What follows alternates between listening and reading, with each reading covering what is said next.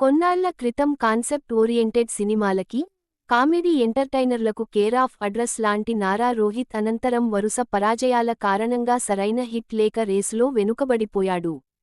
2019 తర్వాత తీసుకున్న గ్యాప్ కారణంగా ఏకంగా 5 ఏళ్లపాటు సినిమాలకి దూరంగా ఉన్నాడు.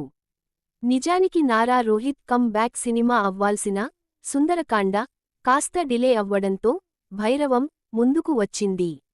అయితే ఎట్టకేలకు సుందరకాండ ను వినాయక చవితి సందర్భంగా ప్రేక్షకుల ముందుకు వచ్చింది.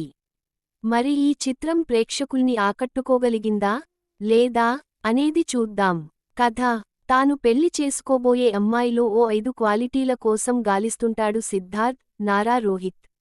ఎన్నో సంబంధాలు పోగొట్టుకున్న తర్వాత ఆఖరికి జుట్టుకి రంగు వేసుకొనే స్టేజ్కి వచ్చాక వయసులో తనకంటే చాలా చిన్నదైన ఐరా విర్తి వఘాని ని చూసి ఇష్టపడి ఆమెను పెళ్లి చేసుకోవాలనుకుంటాడు.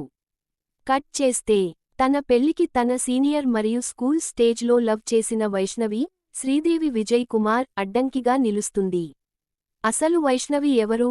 సిద్ధార్థ్ పెళ్లికి అడ్డంకిగా ఎలా మారింది? వంటి ప్రశ్నలకు సమాధానమే సుందరకాండ చిత్రం. నటీనటుల పనితీరు: నారా రోహిత్ మరోసారి సెటిల్డ్ పెర్ఫార్మెన్స్తో ఆకట్టుకున్నాడు. ఎమోషనల్ సీన్స్తో రోహిత్ మార్క్ ఎలా ఉంటుందో తెలియనిది కాదు. అయితే ఫైట్ సీన్స్లో మాత్రం అస్సలు ఒళ్ళు అలవకుండా నిల్చున్న చోటే